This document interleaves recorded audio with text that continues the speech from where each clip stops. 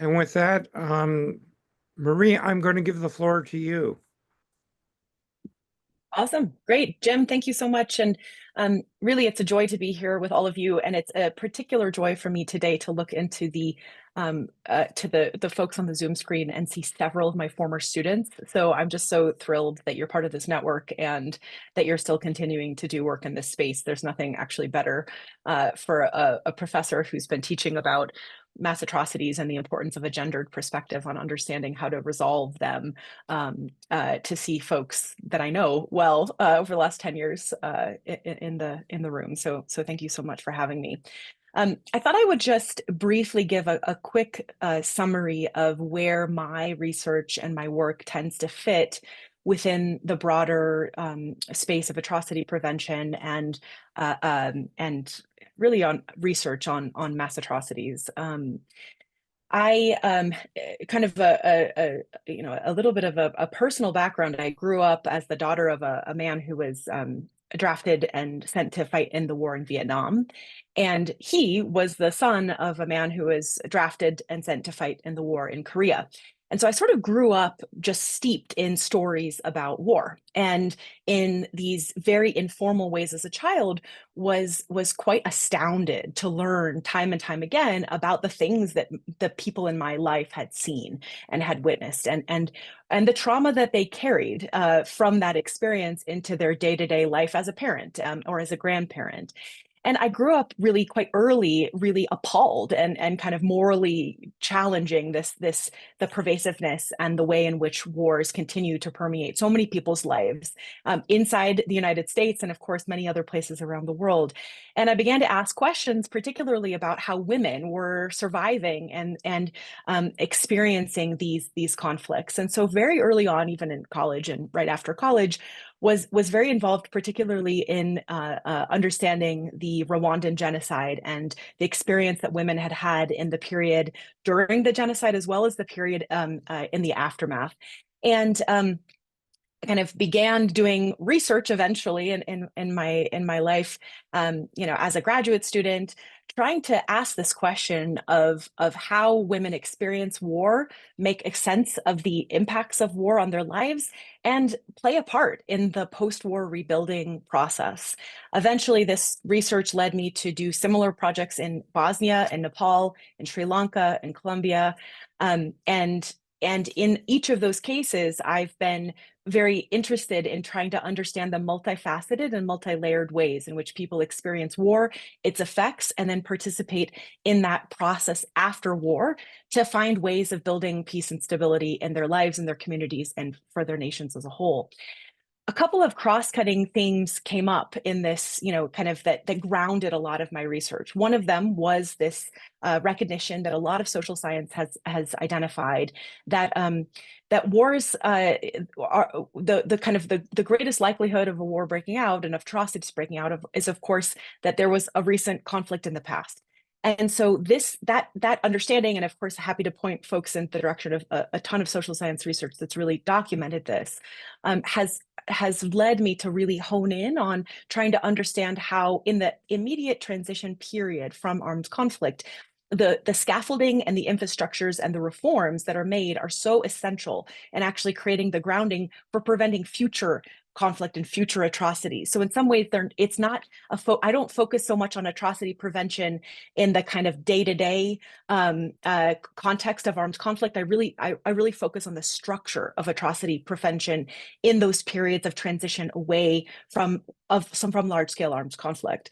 And the second kind of grounding, cross-cutting realization in a lot of this work that grounds a lot of my current projects is this understanding that war is not over when it's over. It shifts and it morphs and it continues in people's lives, and it takes different manifestations through trauma, through embodied harm, and through so many other manifestations of that experience of living through horror and fear, and catastrophic violence, and that our current suite of tools to disrupt much of that embodied traumatic legacy are very limited.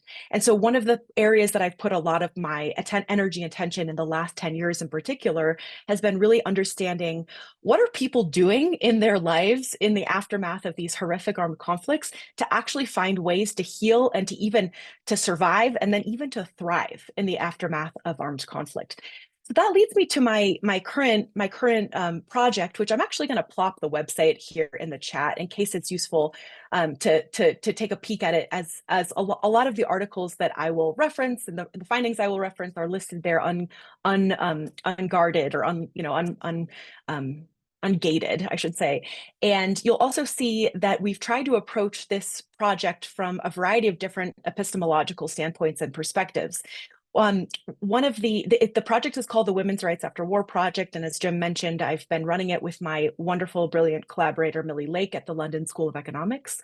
And we've compiled a pretty remarkable team of feminist researchers from a lot of graduate students in the United States, as well as researchers in each of the 5 countries that is a focus of the project, which are Rwanda, Bosnia, Nepal, Sri Lanka, and Colombia. We've also done a little bit of work in Iraq, but I wouldn't say it's kind of been a full focus as those other 5 countries. Over the last 5 years, the research has involved a lot of extended fieldwork. It has involved many, many hundreds of interviews. It has involved national representative surveys in Colombia and Nepal. And it has involved a really interesting project to collaborate with artists and activists in each of those countries to try to get a sense of what folks are doing to actually rebuild their communities, to create peace and security in their lives in ways that maybe are not being seen so clearly by international actors and more top-down legal and political reforms that are traditionally the priority of international NGOs and multinational frameworks and interventions in the aftermath of armed conflict. And so throughout this project, we've asked a couple of really clear research questions. One of them has been, in all of the attempts, we've seen a suite of reforms and of advocacy tools and of policy frameworks be implemented in many of these countries in their transition period, particularly in the aftermath of the 1995 Beijing Platform of Action, and of course after 2000 with the Women, Peace and Security Agenda and the launch of the Women, Peace and Security Agenda. We've seen a lot of these cases adopt reforms like political gender quotas or economic policy reforms or security sector reforms, or even criminal and family legal reforms, things like the ability to inherit land or property, things like the criminalization of spousal rape, etc. And so what we've really asked as an overarching question is, how well are these reforms working? How well is our existing toolkit for really scaffolding the inclusion of women and other minority groups and other minoritized communities into the transition from war to peace? How well are those tools working? And I think, ultimately the answer to this question is complicated and multi-layered. But to keep it very brief, I'd like to just summarize a couple of the findings of the project, and then obviously would be delighted to talk more about any of the different components in the Q&A. The first thing is that in this project, what we found, which I hope doesn't surprise anyone in the room, was that women are surviving war and pursuing justice in creative and resilient ways in each of these 5 countries, and of course in other places that have experienced catastrophic armed conflict. And that there are a lot of these creative initiatives that seem to be actually way more effective than many of the more formal top-down reforms at materially changing the conditions of people's lives and their sense of peace and well-being. Some of these initiatives are things like art and creative initiatives like a musical group called Enkele in Colombia that takes a lot of Afro-Colombian women that have been displaced and experienced horrific conflict during war, and they use the container of a singing group to really use it as a healing mechanism to sing songs about what they experienced, to be together in a community, and to also use it as a platform for international advocacy for better lives for everybody that is in the group. So that's just one of hundreds of examples of these types of projects that we saw at the local level. The second thing I think that we saw often refers back to what I mentioned as a cross-cutting a theme in a lot of this work, which is that a lot of people are experimenting in ways to shift trauma. And a lot of folks that have studied trauma embodied practices know this kind of atom that trauma that is not transformed is transferred. And I think this is a really helpful kind of adage to understand in this peace process work, because we see that people are using very different tools than Western, oftentimes medicalized frameworks of trauma transformation to think about how to shift that experience of harm away from not only their individual selves, but their communities, which is oftentimes where collective trauma is held. And this includes a lot of projects on narrative and in storytelling. It includes other things that include, I think, that even the simple act of shaking at meetings where you can actually try to reset nervous systems of folks that have experienced. If you watch projects going on right now in Gaza, like the Gaza Free Circus, this is a group that has been actually using a lot of these embodied tools to think about how you transform trauma in children that have been living through war. And I think we see these examples all across all the cases in this study as well. The second kind of slightly less optimistic thing that I want to highlight that we find in a lot of the work that we've done is that many of the reforms aimed at advancing women's inclusion have been captured and co-opted by illiberal or autocratic forces. These mean that, despite the absolute importance of including women and minority groups in these transitions from war to peace and the critical importance of scaffolding their inclusion with political quotas and things like that, we also need to be attentive to the way in which the extension of those new seats or those new opportunities also creates new opportunities for political capture for people that have have very different interests than gender justice in mind. We see this, not only at the national level, where cases like or contexts like Rwanda are sort of well known for empowering women in these very public ways, while also consolidating an autocratic regime that has a single party at the helm. But it also happens in very, very real ways at the subnational level in a lot of the places that we saw, especially through the capture of these seats by extractive industries tied to global capital. So we see in the rural areas of Colombia and places in which you have transitions from FARC-controlled areas or paramilitary-controlled areas to places that are under sort of new and more stable control or peace. We actually see that some of these gender quotas have become areas of intervention for extractive industries that are trying to sway the political process towards mining or towards other sort of extremely environmentally degrading and harmful projects. And so I think that this is not a finding that says, throw out advocacy on gender inclusion at all. It says we need to be more attentive to the way in which gender inclusion creates some new terrain for political contestation.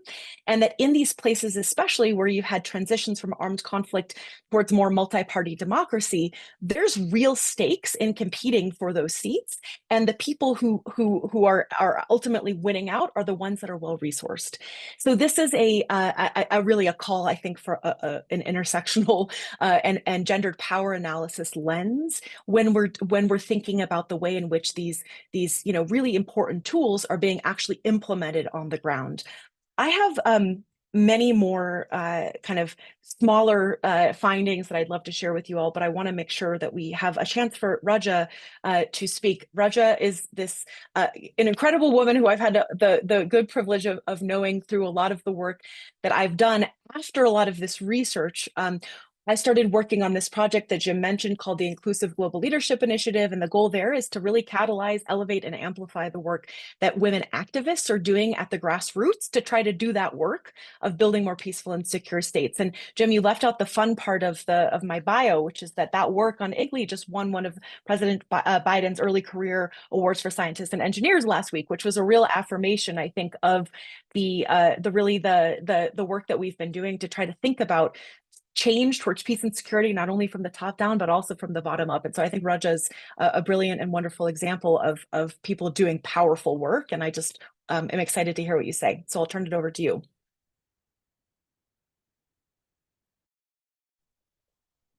Thank you so much, Mary.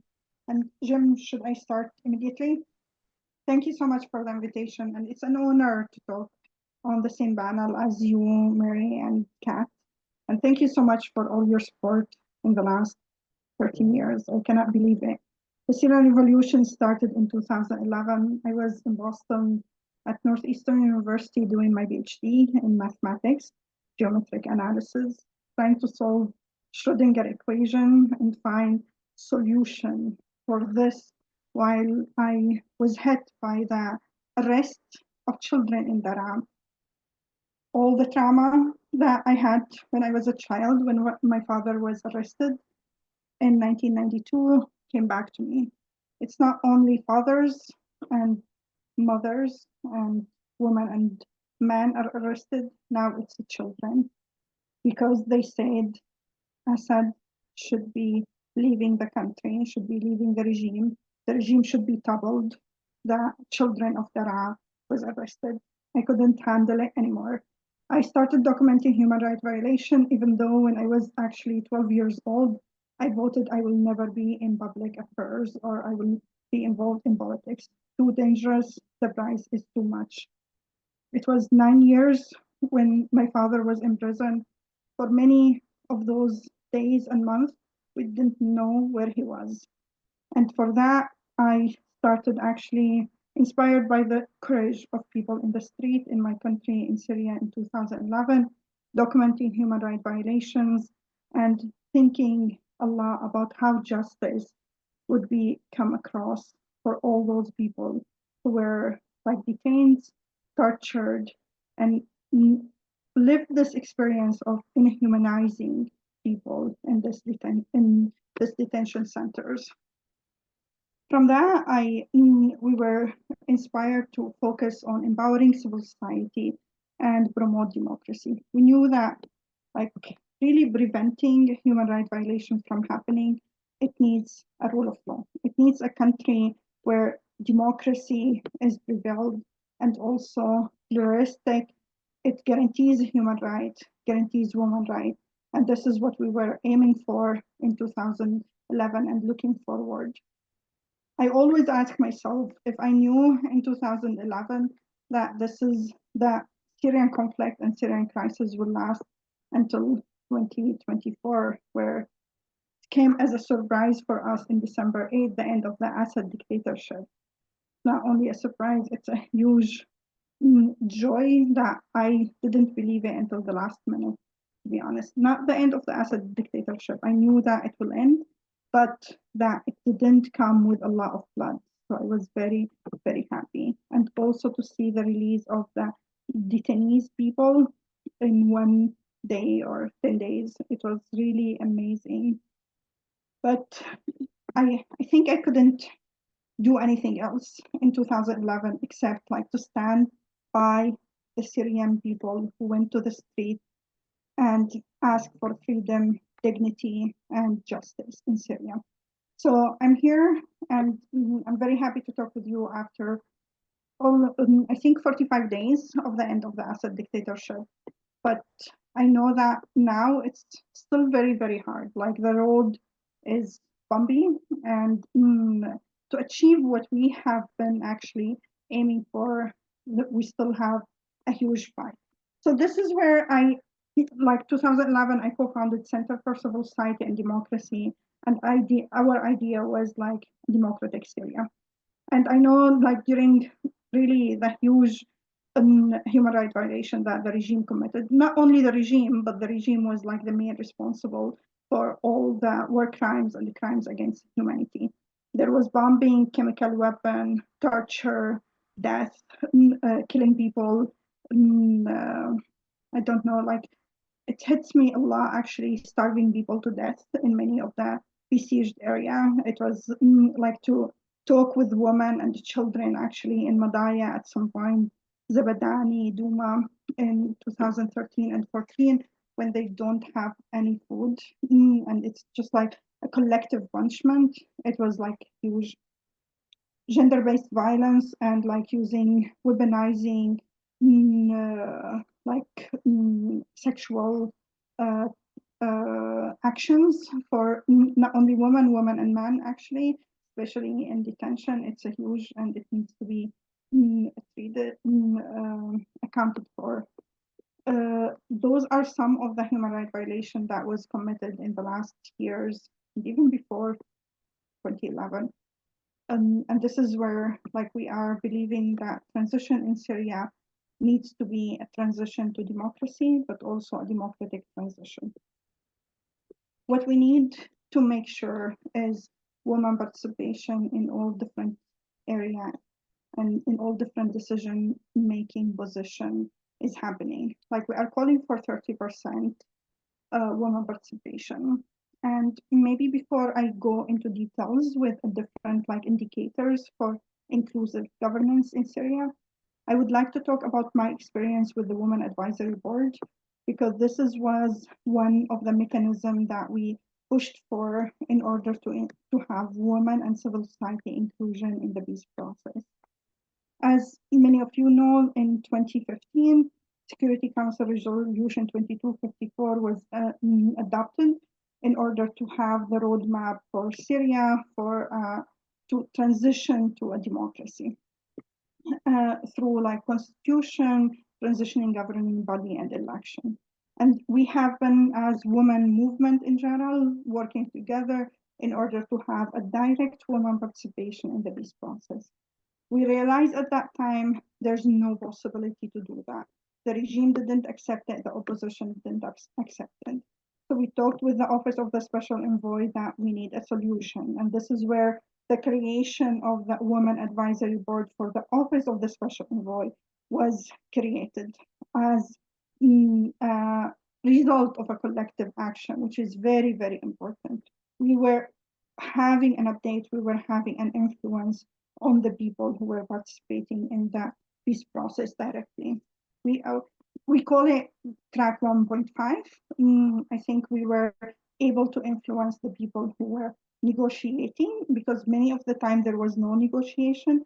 So we felt that we are contributing as much. So it was very important. We're advising actually not only the special envoy, but also the actors, especially the opposition, because the opposition we were able to meet with them officially. The regime, even though we asked for an official meeting, we're not able to meet them officially as a Women Advisory Board. But it was very important process and experience because it was inclusive. We had women from all parties representing different parties. So by talking with each other, we're trying to find a solution to a specific issue. For example, economic sanctions. We talked about the detainees issue. We talked about we were able to negotiate together to find a way in order how it would be accepted by as many Syrians as possible, and especially the political actors and military actors. We talked also about principle of the constitutions. We talked about how challenges could be the when we are talking about, for example, human rights for everyone, guaranteeing the rights for all Syrians, every Syrians. And always we have the compass for the Women Advisory Board. It is actually how we can include women more in the decision making, but also how we can bring the priorities and the needs of women and all Syrians to the table. So we are taking their interests into consideration when we are negotiating. So with that, I want to maybe talk about 3 points for the transition in Syria to include women and also to make it as maybe better as possible. So the first one, women participation, 30% women. I cannot emphasize this anymore, actually. We need women participation in all different processes, constitutional process, national dialogue, reconciliations, transitional justice, and also governance. We need to make sure that women are able to get into the appointed position as equal as men. And we are calling for 30% minimum in order to be able to achieve the equal opportunity for everyone as a quota. The second one, it is guaranteeing human rights and guaranteeing women's rights in the transition. This is very, very essential. If we are not able to get to a country where we can prevent the human rights violation that happened from happening again, and it is there are some human rights violations happening now, and it's very important to be criminalized, and it could be should be accountability for those human rights violations that is happening. So guaranteeing human rights and guaranteeing women's rights for all, it's very, very essential. And I want to give a third one, which is like very practical, like formation and working freely for political parties is key. Formation and working freely for civil society is a key, and the media outlets are very essential to be able to form and work freely, have access to transparency, accountability are key. Thank you so much.